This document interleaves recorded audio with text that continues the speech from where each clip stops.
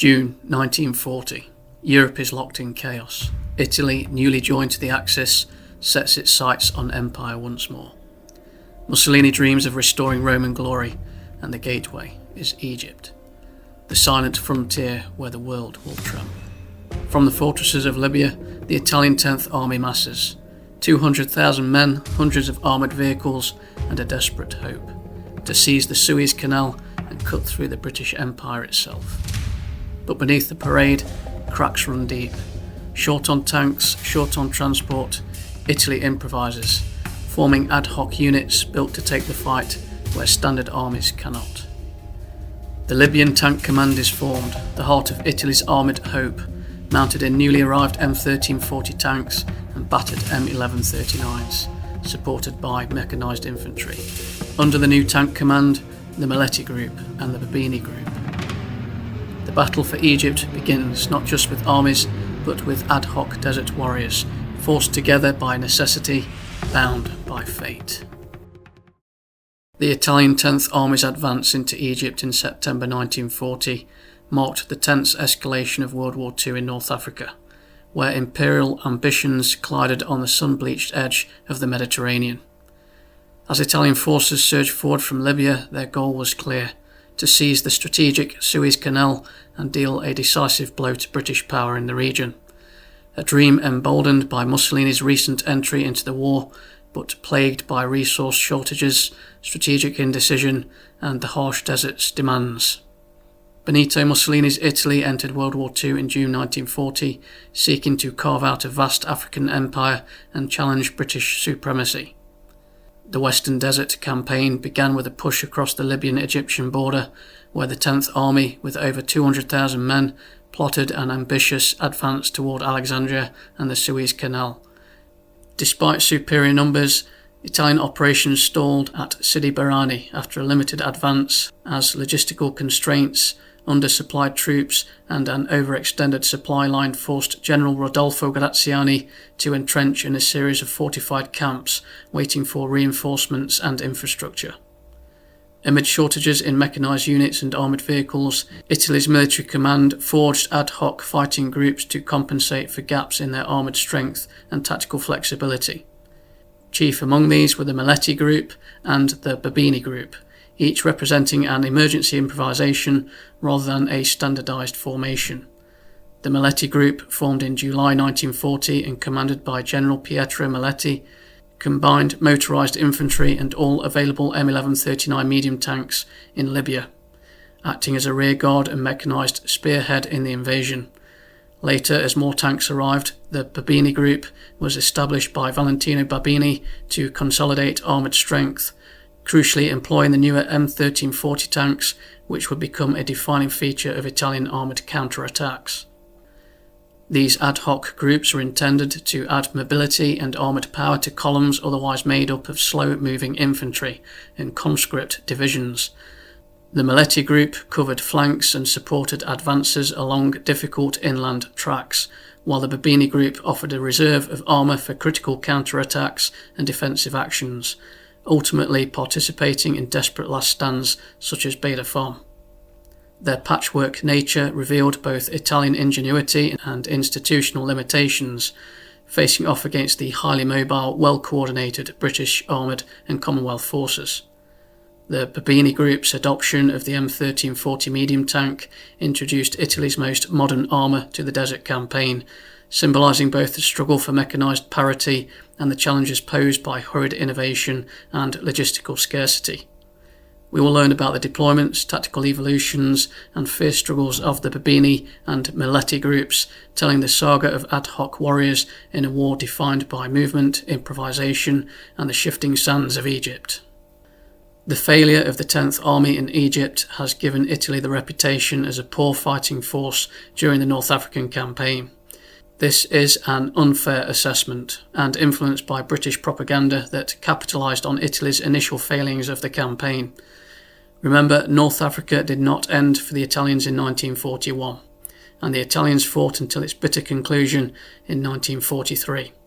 This presentation provides evidence of the potential shown by ad hoc units like the Babini Group of what was to come from the Italian armoured divisions that fought under Rommel. armoured divisions that were counted on and at times the main forces that Rommel used to achieve battlefield success and strategic objectives later in the campaign.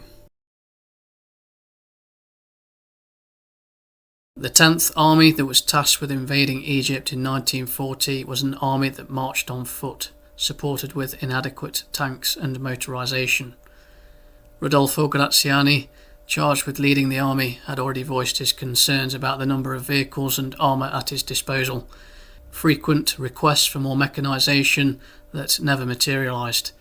He knew from his concurrent post as Chief of Staff of the Royal Italian Army that the numbers and type of armoured vehicles were not enough.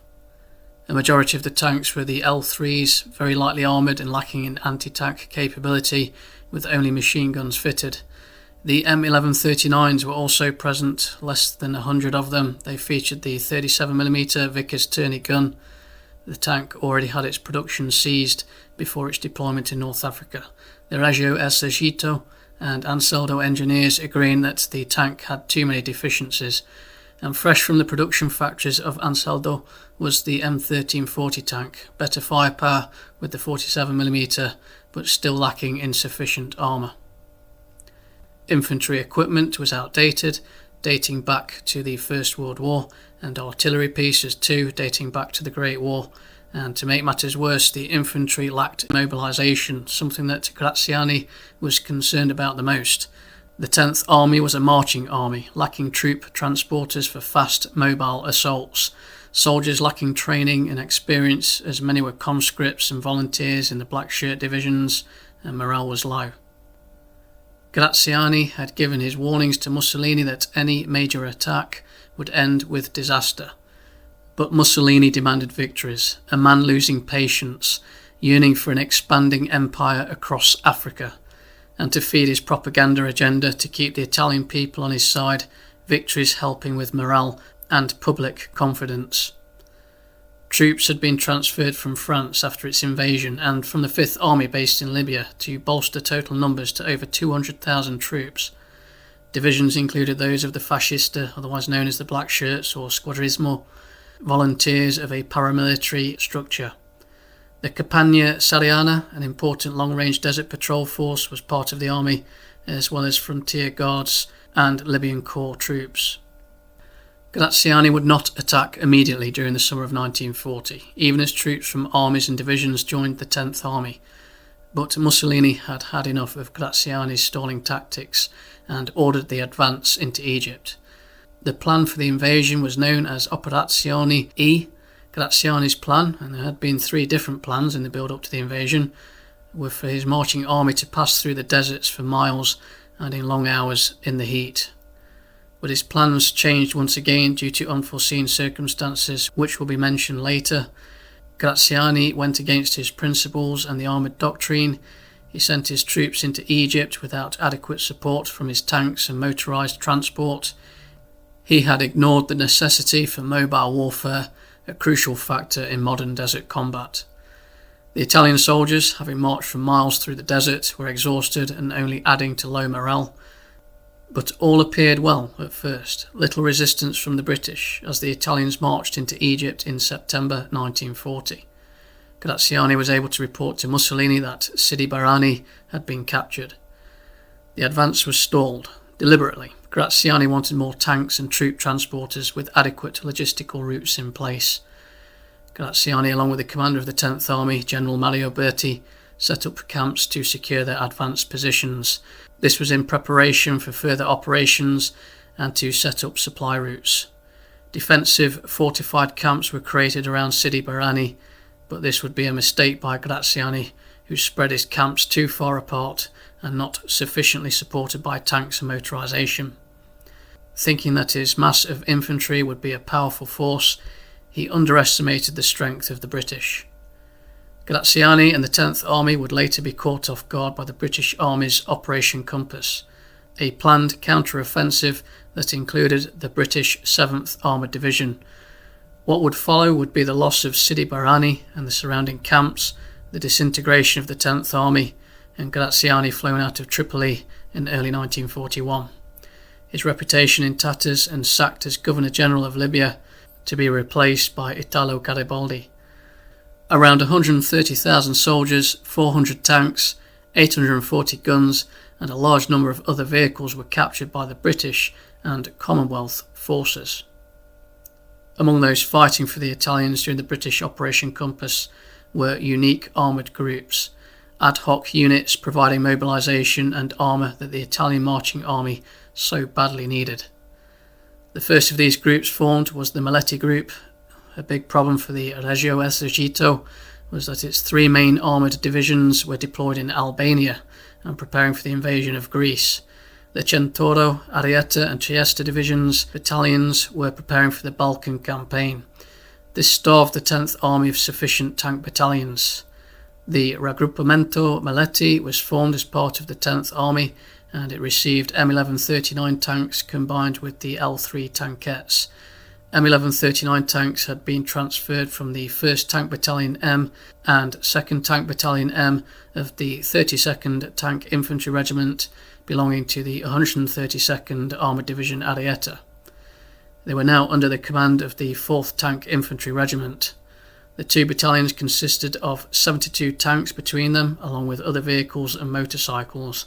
These battalions would be used by new formations organised in Libya. The battalions arrived on the day that the Raggruppamento Maletti was formed in Derna, July 8, 1940. The group was under the command of General Pietro Maletti. The group's formation consisted of a company of M1139 tanks from the 2nd Tank Battalion M of the Ariete, the core of the unit, and a company of L3 tankettes, along with 7 battalions of motorised infantry and also motorised artillery. The group had a few thousand soldiers. This would be one of the 3 raggruppamenti under the Comando Caridella Libia, translated to the Libyan Tank Command, formed a little later in August 1940. The command was led by General Valentino Babini. The 2 other groups formed, first Raggruppamento Caristi, led by Colonel Pietro Aresca, which was the main body of the 4th Tank Infantry Regiment, and the 2nd Raggruppamento Caristi, led by Colonel Antonio Trivioli, which would be deployed to support the Libyan divisions. The Italian ad hoc groups were spread out across several lightly fortified camps and positions rather than concentrated for mutual support, resulting in piecemeal defensive efforts. The units were weakened by their dispersion and lack of coordination, which we will take a look at later. The task of the Maletti group was to support the infantry corps of the 10th Army, mainly the Libyan colonial troops, becoming part of the Regio Corpo Truppe Coloniali della Libia, Royal Corps of Libyan Colonial Troops. This would be the mechanized force to assist and support the infantry. The unit was flexible and could fulfill several combat roles depending on the situation, from flanking and spearheading attacks, as well as holding defensive positions around the fortified camps and rearguard actions for infantry advances in Egypt. This was mainly an offensive unit to help the Italian push and invasion. Valentino Babini, commanding the Libyan Tank Command, recognised the need to consolidate armoured formations and formed a new group, the Brigate Corazzata Speciale, translated to the Special Armoured Brigade. This group is often called the Babini Group. The group was formed in late 1940 and was preparing for action just as Operation Compass had started. This would be a single operational armoured force, one with better organisation and cohesion compared to the other groups under the Libyan Tank Command. A distinct armoured unit formed after the other 3 raggruppamenti. Babini's idea was to better utilise and coordinate the tank forces rather than separating and dispersing tank formations. The Babini group received further tank battalions from the Centauro Armoured Division, the 3rd and 5th Tank Battalions, transferring M1340 tanks to the group. They were combined with L3 35 tankettes of the 4th Tank Infantry Regiment. Infantry included 3 battalions of Bersaglieri regiments, a motorcycle battalion, an artillery regiment, 2 anti-tank companies, and engineers. The Babini group's role in combat differed from the Maletti group, whereas the Maletti group was a fast, mobilised unit tasked with spearheading attacks and pushing forward the Italian advance on Egypt. The Babini group was used for delaying Allied advances, launching counterattacks and forming rearguard protection. While the unit was used in occasional offensive operations, its deployment in January 1941 would see the Allies forcing Italy out of Egypt and into a retreat across the northern coast of Africa. The Maletti Group's deployment during the invasion of Egypt began with disaster. Graziani's plan for the invasion would see the columns of non-motorised infantry march along the north coast, along the major coastal road known as the Via Balbia, through the Hafaya Pass, occupy Sollum, and continue to Sidi Barrani. The Libyan divisions that included the Maletti Group would be positioned to the south and advance along towards Bir al-Rabia to outflank the British on the escarpment. The Maletti Group was to drive south and then east. Unfortunately for the group, they got lost. Italian officers were not supplied with the correct maps, and they did not have navigation equipment. They had to be assisted by aircraft sent by Corps headquarters to direct them into the deployment positions, with Libyan divisions arriving late to the rendezvous at Fort Capuzzo. This led to Graziani's change of plan, with worries about the lack of tanks and transporter trucks. Mechanisation would face delays and would take longer to arrive in Egypt. The change was a costly mistake for Graziani, who decided to advance his army, troops that were on foot, into Egypt. The 10th Army, with only 5 divisions, marched along the Via Balbia, occupied the Sollum before advancing on Sidi Barrani. The 3 raggruppamenti of the Libyan Tank Command had different deployments, with delays of tanks arriving in Egypt to support the infantry. The 1st Raggruppamento Caristi, under the command of Colonel Pietro Yarisca, supported the unmotorised divisions marching along the coastal road, with some parts held in reserve. The 2nd Raggruppamento Caristi remained in Bardia. The 3rd Raggruppamento Caristi, the Maletti Group, were ordered to provide rearguard support to the Libyan divisions marching in the south. Reserves from the 1st Raggruppamento Caristi followed the Libyan divisions. After brief skirmishes, including a formation of Italian tanks that outflanked British forces, forcing the 3rd Coldstream Guards into a retreat, the 2 raggruppamenti reached Sidi Barrani. The 1st CCNN Division, 23rd Mazzo, a Black Shirts infantry division that had marched along the coastal road to the north, had managed to take Sidi Barrani before Graziani made the decision to halt the advance, waiting for more reinforcements of tanks, logistical improvements and equipment. Fortified camps were built, 5 from the coastline to the escarpment. The camps were spread out and the Italian army had very few supporting mechanised units to protect them. The only Italian armoured units in Egypt at the time were L335 tankettes of the 9th Tank Battalion attached to the 2nd Libyan Division, the 2nd Tank Battalion of M1139 tanks belonging to the Maletti Group, and 2 battalions of light tankettes positioned at the 21st Corps headquarters. The Maletti Group was positioned 19 kilometres south of Sidi Barrani at the Nibewa camp. The Nibewa was a rectangle shape of around 1.6 kilometres by 2.4 kilometres, with a bank and an anti-tank ditch for cover, and mines positioned all around the camp apart from a small gap to the northeast for supply convoys to pass through. The British had been probing the defences of the camps. A British reconnaissance unit operating under the cover of night had found the entrance to the Nibewa camp. The British prepared for an attack on the Nibewa camp in early December 1940. Rehearsals for the attack had begun as early as November, with the 7th Armoured Division and 4th Indian Division working together. The British attack on the Nibewa camp was the pivotal opening engagement of Operation Compass. British and Indian forces targeted the fortified camp commanded by Generale Pietro Maletti, whose brigade-sized Maletti Group formed a critical part of the Italian 10th Army's southern defence. Maletti had alerted nearby Libyan divisions that there was aerial activity with RAF aircraft flying at low levels above, a tactic to mask a possible British armoured advance. Despite Maletti's warnings and orders to the Libyan command that an attack was imminent, the British attacked quickly and decisively before the Italians could counter. The attack began with diversions on the eastern side of the camp. This would draw the Italians' attention, leaving the western side open for an attack from the main forces of the British. The British on the western side of the camp remained undetected under the cover of noise from engines and bombing raids. In the early morning hours on the 10th of December, the Indian 4th Infantry advanced from the east towards the camp, firing on Italian defensive positions. The infantry then withdrew as the British artillery bombardment fired from the east. At around 7 o'clock a.m, the 7th Royal Tank Regiment, armed with 48 Matildas and supported by Bren carrier infantry platoons, attacked the camp from the west.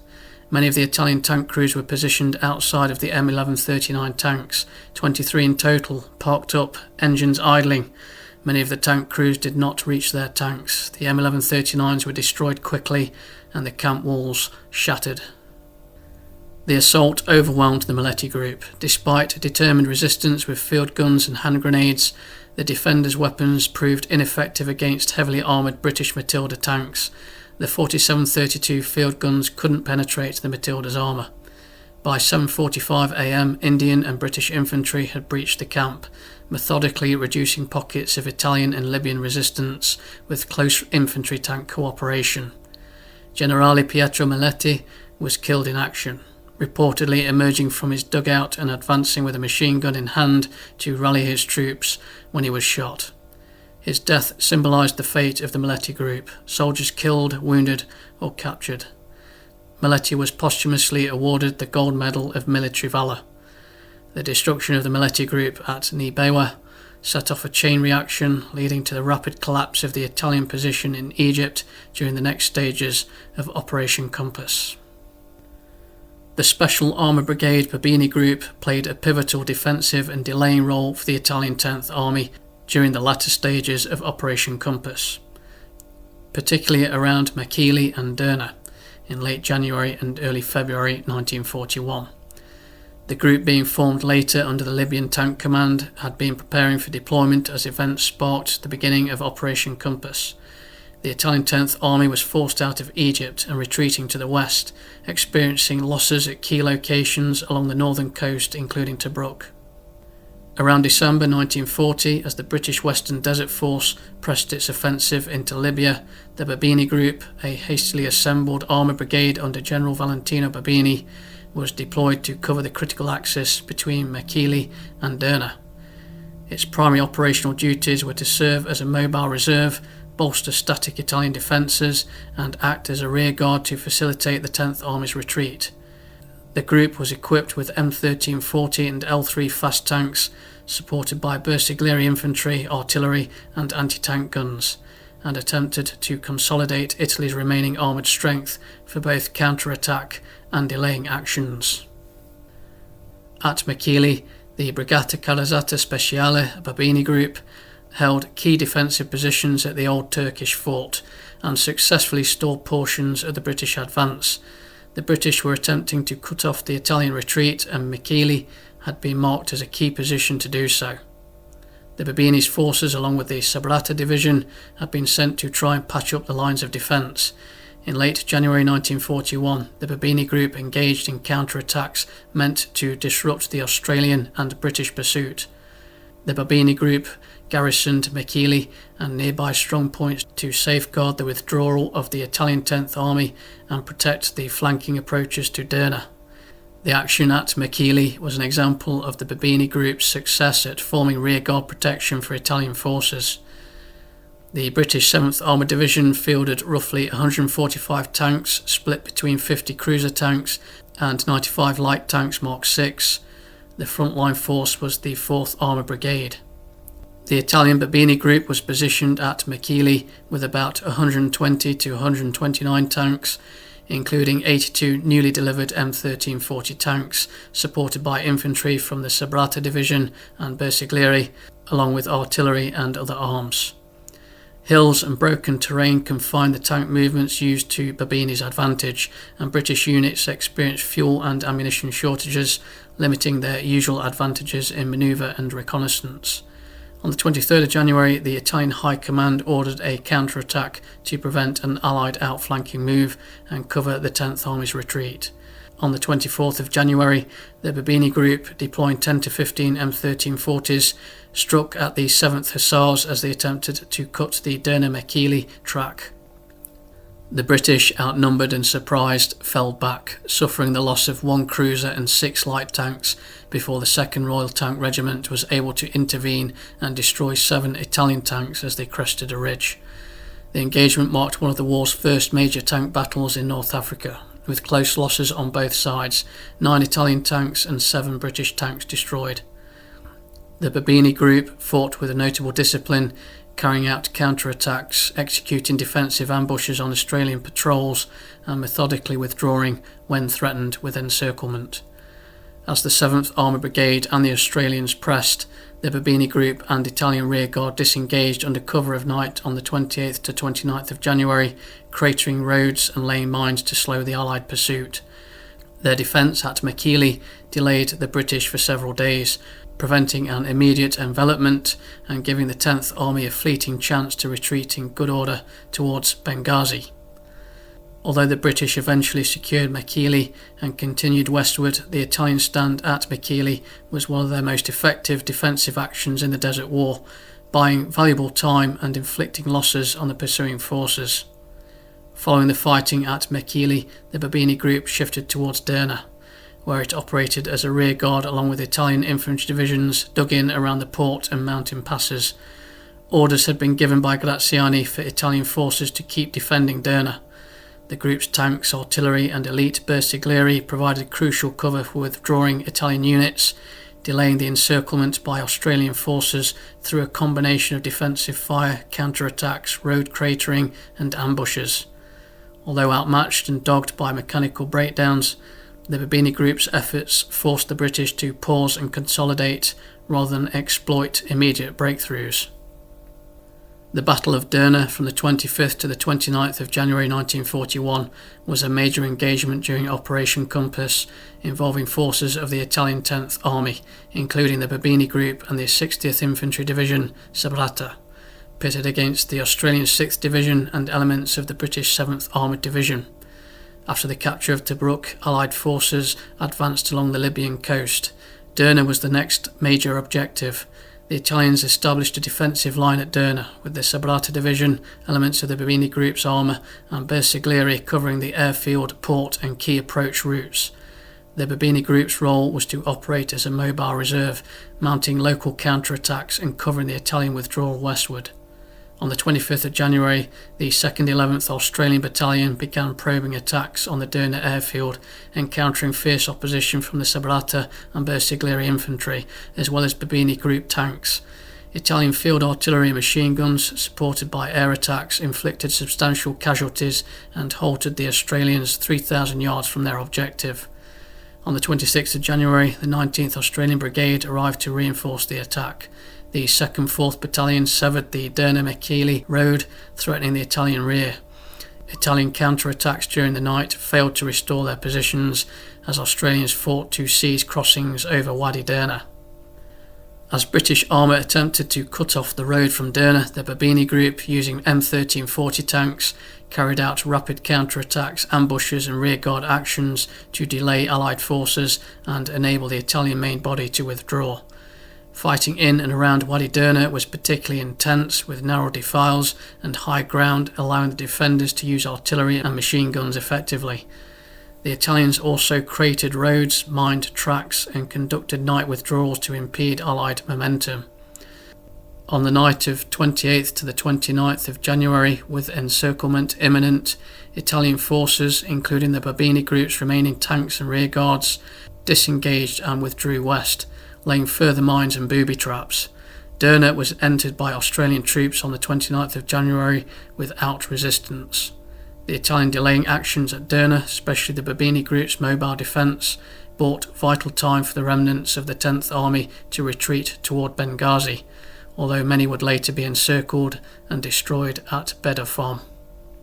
The battle showcased some of the most determined Italian resistance of the campaign, particularly in defensive tactics and armoured counter-attacks, and inflicted notable delays and casualties on the advancing Commonwealth forces. The destruction of the Maletti group at the Nibewa camp during Operation Compass in December 1940 was the result of multiple critical mistakes in deployment, force structure and tactics compared to the British. These errors made the Italian position vulnerable and led to their rapid defeat. The Maletti group faced significant deployment challenges, notably getting lost during manoeuvres in the desert due to inadequate maps and navigation equipment. Aircraft had to be dispatched to guide the group to its destination, indicating a lack of preparation and desert navigation experience. Coordination with accompanying divisions was poor, causing further delays and ultimately undermining the intended Italian plan of movement. At the time of the British attack, not all battalions were present at the Nibewa camp. The Italian defence was further weakened by the dispersal of their 5 fortified camps, which were positioned too far apart to mutually support each other, with overlapping fields of fire. This isolation left each camp, including Nibewa, susceptible to being attacked and overrun individually without effective reinforcement from neighbouring positions. The spread out Italian camps resulted in a dangerous dispersion of forces. Rather than concentrating their mechanized units for an optimal combined arms defence, the Italians allowed the British to target one camp at a time, defeating the units in isolation. Troops were also spread thin, even within each fortified camp, making resistance less cohesive and easier for the British to penetrate. The Italian lack of coordinated air-ground cooperation proved fatal. Maletti had reported nearby RAF aircraft. It is possible that Italian air reconnaissance had detected enemy air positions, but the information was not conveyed in time to General Maletti or effectively acted on. Meanwhile, British air attacks were used not only to harass the camps but also to conceal the noise of their ground operation and keep Italian aircraft grounded, further denying the defenders any opportunity for air support. The British, on the other hand, executed a well-integrated combined arms assault with tanks, artillery, infantry, and supported by air bombardments operating in tight coordination. The Italian failure to defend against British Matilda tanks, heavily armoured infantry tanks, was decisive. Italian anti-tank defences, consisting mainly of field artillery, proved ineffective even at close range, as their shells could not penetrate Matilda armour. The Italian M1139 tanks were caught with crews outside or unprepared. Many were destroyed before they could react, leading to a rapid collapse of armoured resistance within the camp. The Babini Group was a more effective Italian armoured force during the Western Desert Campaign of World War II, representing the best concentration of Italian armour at the time. Despite its higher operational potential compared to earlier Italian formations, the Babini Group was ultimately destroyed at the Battle of Beda Fon in February 1941 due to strategic and tactical disadvantages against British forces. On paper and in practice, the Babini Group was capable of combined arms operations and counterattacks that posed a significant threat to British Commonwealth forces. For example, in late January 1941, it successfully delayed and inflicted tank losses on advancing British and Australian units around Mekili and Derna, demonstrating improved tactical proficiency compared to earlier Italian armoured units. The group's use of coordinated infantry, artillery and armour presented a more formidable defence and counter-attack capability, enabling them to stall British advances and slow enemy penetration. Despite logistical challenges like mechanical failures and shortage of tank transporters, the Babini Group managed organised retreats and ambushes that effectively delayed British pursuit. The Babini Group's ultimate destruction occurred at the Battle of Beda Fon on the 6th to 7th of February 1941, where the British executed a rapid and effective interception of the retreating Italian 10th Army. I'll be covering the Battle of Beda Fon in another video coming soon. The Babini Group was a significant step forward for Italian armoured capabilities in North Africa, able to mount more cohesive and effective operations than earlier units. The consolidation of its tanks rather than dispersed formations and deployments improved operational effectiveness compared to the earlier regroupamenti of the Libyan Tank Command, like the Maletti Group. However, despite these improvements, strategic disadvantages, communication shortcomings and British manoeuvre warfare at Beda Fon resulted in the group's destruction and the collapse of the Italian 10th Army's retreat. There were several factors that hampered the Italian army, factors that would have an impact throughout the Italians' campaign in North Africa. The failure of the Italian ad hoc units, such as the Babini Group and the Maletti Group, during Operation Compass, can be significantly attributed to four critical factors: coordination, equipment, training, and logistics. These elements collectively undermined their effectiveness and led to their defeat by the British forces. Both the Babini and Maletti groups suffered from poor coordination in their operations. These units were hastily formed ad hoc mechanized forces without standardized battle drills or cohesive command structure. Communication capabilities were notably limited. For instance, only a few tanks in the Babini group had radios, forcing reliance on rudimentary flag signals to coordinate movements and attacks. This severely restricted real-time command and control, leading to disorganised and piecemeal engagement tactics that the British exploited during Operation Compass. The equipment used by these ad hoc units was inadequate and outdated for effective mechanised warfare. The Maletti Group, for example, relied heavily on M1139 medium tanks, which were vulnerable and not well suited against British armour. The Babini Group's newer M1340 medium tanks suffered from mechanical defects and were in the initial production batches, leading to reliability issues in the field. Many tank crews were inexperienced with this new equipment, further diminishing combat effectiveness. Training deficiencies were another crucial factor. The tank crews in the Babini Group particularly were largely inexperienced, having undergone only very brief training courses. This, combined with the lack of prior integration between tank units and infantry, prevented effective combined arms operations. Battalions were pulled from different divisions and not given the time to work effectively together. But the Babini Group did show potential of what could happen with an effectively cohesive battle formation. Despite the Italian army having developed a doctrine for mechanised warfare prior to the war, these ad hoc groups failed to properly assimilate or execute it, largely reverting to conventional and uncoordinated tactics. Operations were still infantry intrinsic, demonstrated mostly by the marching army in Egypt. Compare this to the British example of preparation for the battle at Nibewa, where the British armoured and infantry divisions involved were operating attack drills and rehearsals in preparation for the attack in December 1940, honing and practising the principles of combined arms. Later Italian divisions deployed in North Africa, such as the Trieste, Littorio and Ariete divisions, demonstrated better combined arms coordination. That suggests to me that these professional armoured or motorised units practised and rehearsed battlefield manoeuvres, even if the tank crews did not get adequate training at the tank training schools back in Italy.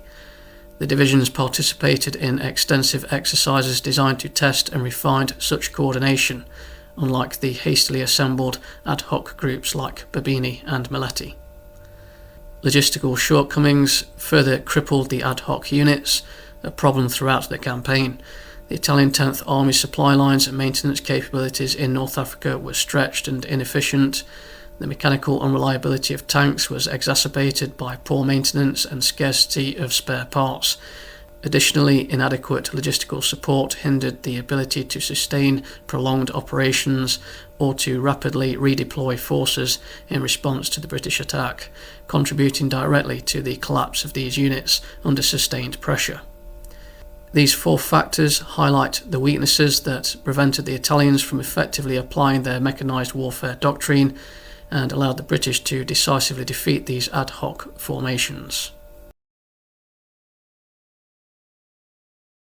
The defeat of the Italian 10th Army in Egypt during Operation Compass was a major blow to Italy's military reputation, deeply damaging Italian morale while significantly boosting British morale and propaganda efforts. The 10th Army was Italy's main force in North Africa, numbering about 200,000 men with significant armoured and infantry units. Its rapid and decisive defeat by a smaller British Western Desert Force of around 36,000 men, led by Major General Richard O'Connor, revealed serious flaws in Italian military planning, preparation and execution. The Italian forces were poorly equipped, inadequately trained, and suffered from logistical shortcomings. Their failure to advance beyond fortified camps at Sidi Barrani and subsequent collapse during the British counterattack exposed the limitations of Italian operational capabilities and mechanised warfare doctrine. This failure severely undermined the image of the Italian army as a competent fighting force in the eyes of both its allies and enemies, damaging Mussolini's ambition to portray Italy as a major military power on par with Germany and Britain. The defeat had a demoralising effect among Italian troops and the Italian public.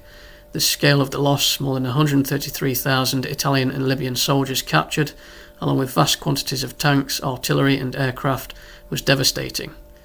Italian leadership, including Marshal Graziani, who commanded the 10th Army, was discredited, and Graziani himself was recalled from field command soon after the defeat. Although Italian soldiers initially retained some morale, the comprehensive nature of the defeat and the ease with which British forces overwhelmed them was a severe psychological blow. It highlighted the inadequacies of Italian command and equipment and contributed to declining confidence in the war effort at home and in the field.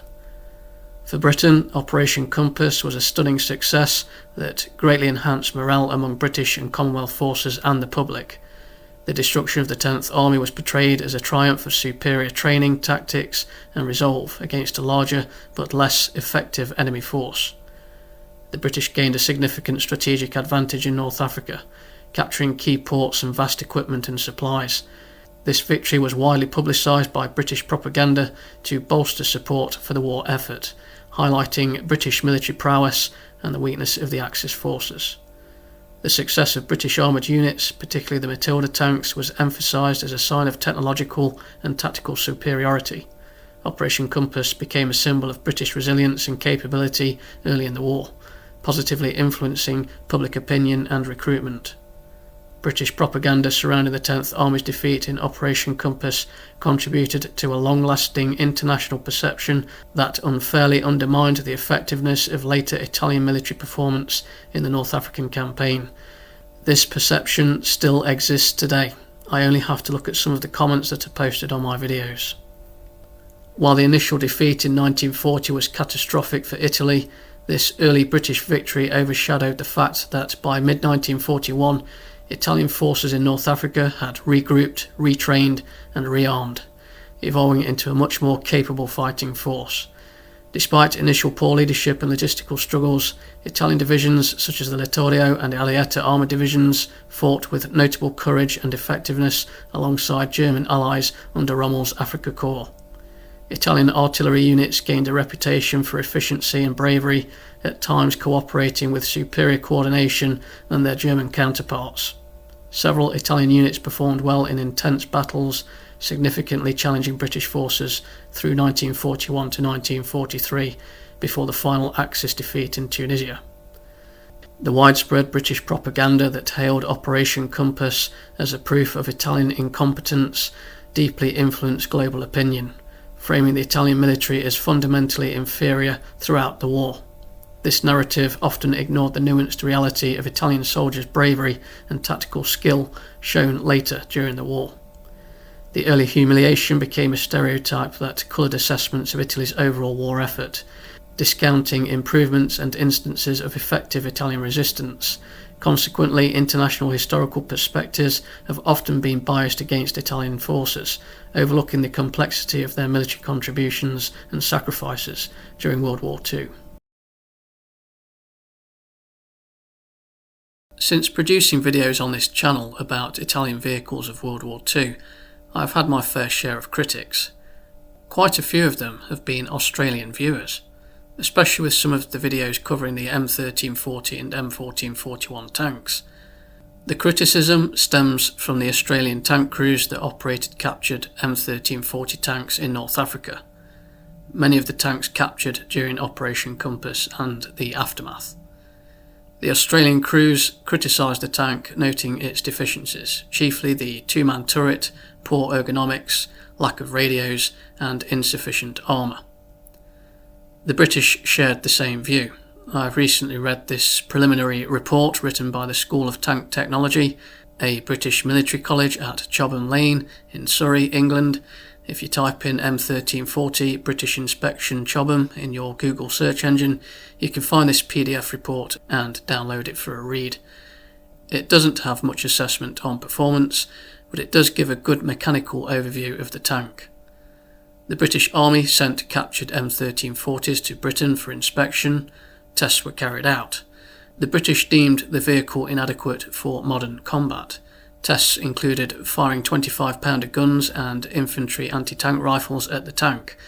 The British reported that these weapons would rip right through the thin armour.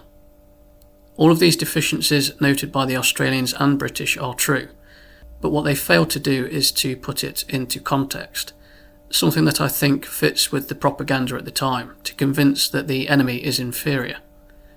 Many of the British tanks deployed in North Africa had deficiencies similar to the M1340. All British-built tanks were built with the same methods, bolted and riveted construction. The danger of internal spalling existed for British crews as well as Italian crews in tanks of the era. The early cruiser tanks had insufficient armour, and while of better quality steel, in terms of thickness, worse than the M1340. If a few of those British cruiser tanks had been lined up with Italian artillery firing at them as part of a test, then the Italian field guns would have no problem ripping through their armour. As for firepower, it was comparable between the 47mm on the M13 and the 40mm 2-pounder gun used on the early British tanks. The criticisms by Australian and British tank crews of the Italian M1340 tank focused on several key points: the ergonomics, the two-man turret, and notably the lack of radios for communication. These crews found the tanks cramped and the workload in the two-man turret inefficient compared to the British three-man turrets. Additionally, the lack of radios hindered effective coordination during combat. However, these criticisms often fail to consider the broader context of tank designs and conditions during that period. British tanks themselves had significant deficiencies at the time, such as cramped interiors, mechanical unreliability, and communication issues. The Italian M1340 was designed primarily for Italian crews, who adapted to its ergonomics and operational methods despite the limitations. For example, Italian tankers coped with the two-man turret setup and managed communications without radios by using pre-arranged flag signals and other visual methods, a system that was integrated into their doctrine. While the two-man turret and lack of radios were seen as disadvantages, they must be viewed in light of the overall challenges faced by all tank crews in that era and the specific design intentions behind the M1340. Italian crews improved in training and tactics over time, compensating for the tank's technical shortcomings. The British and Australian crews' critiques sometimes overlook that the M1340 was optimised for the Italian Army's needs and practices, not for Allied crews accustomed to different tank layouts and technologies. Thus, the ergonomic and communication criticisms, while valid from a British and Australian perspective, are incomplete without recognising Italian adaptations and the contemporary deficiencies in British armoured vehicles. The Italian crews adapted to their tanks' limitations and fought effectively in spite of them. This understanding highlights the importance of perspective and context when evaluating the performance and design features of World War II tanks like the M1340. Italian armoured forces, particularly the divisions Ariete and Littorio, provide clear evidence that Italian armour could perform effectively when properly deployed and supported. The 132nd Armoured Division Ariete was Italy's premier armoured division and demonstrated notable success in the North African campaign. At the Battle of Gazala in May to June 1942, Ariete achieved early success by overwhelming the British 3rd Indian Motor Brigade, capturing many troops and repelling strong British armoured counterattacks. Though it suffered heavy losses later in the campaign, the division displayed tactical competence and resilience in the face of superior enemy forces. During the First Battle of El Alamein, the Ariete fought tenaciously despite being under strength and disorganised due to enemy air attacks. Rommel himself lauded Ariete's courage and performance, acknowledging that Italian crews, despite inferior equipment, fought with determination and effectiveness. In the Second Battle of El Alamein, Ariete covered the withdrawal of Axis forces, ultimately being encircled and destroyed, but only after demonstrating strong combat capability across a series of engagements. The 133rd Armoured Division Littorio, formed from battle-hardened units, was also deployed to North Africa in 1942. Although delayed in reaching the front and suffering logistical setbacks and losses during transfer, Littorio engaged in key battles such as the attack on Tobruk and fighting during the pursuit of the British 8th Army. Despite heavy losses at the Second Battle of El Alamein and eventual dissolution, Littorio's actions further show how Italian armoured formations could contribute significantly to Axis operations when properly commanded and integrated. Their record provides important context to the broader narrative of Italian armoured warfare in World War II, showing ability beyond simple technological or design shortcomings. Italian ad hoc units like the Babini Group and the Maletti Group in North Africa during World War II collectively represent important examples of how the Italian military sought to adapt to the unique and challenging conditions of desert warfare. These units were formed rapidly by consolidating available tank battalions, motorised infantry and artillery elements to create armoured or mechanised formations tailored for mobile desert combat. Their importance lies not only in their battlefield roles, but also in what they reveal about adaptation, leadership, and impact in a difficult operational environment. The Babini Group adapted by employing combined arms tactics, taking on delaying roles, conducting limited counterattacks, and trying to maximise the utility of the few armoured vehicles and mechanised troops they had. The ad hoc nature highlighted both innovation and desperation, reflecting how the Italian forces faced a rapidly evolving battlefield with constrained means while trying to exert control over key strategic points such as Libyan ports and desert routes. Leadership in these bodies was marked by efforts to impose cohesion and discipline under difficult conditions. Commanders had to coordinate often diverse elements with varying degrees of training and equipment readiness. Despite limited communication infrastructure, scarce radios, and inadequate support, leaders like Generals Babini and Maletti attempted to forge effective fighting units capable of resisting more mechanised and better supplied Allied forces. Leadership challenges included managing mechanical breakdowns, supply shortfalls, and inexperienced crews, as well as maintaining morale amid frequent retreats and tough desert combat scenarios. These leaders' ability to inspire and organise was crucial to the group's temporary tactical successes and their capacity to launch offensive manoeuvres or delay enemy advances. Though ultimately overcome by Allied forces, Italian ad hoc units had a meaningful impact on the North African campaign. The resilience and tactical engagements of the Babini Group slowed Allied operations and forced the British and Commonwealth forces to commit more resources and time than otherwise expected. This influence was not only battlefield related, but shaped operational lessons on the importance of mobility, logistics and combined arms coordination in desert warfare. The campaigns involving these ad hoc units exposed the limitations of Italian military logistics and equipment, but also highlighted the potential value of flexible, mission-oriented formations in response to shifting battlefield contexts. The legacy of these units informs studies of leadership, adaptation, and improvisation in complex military theatres.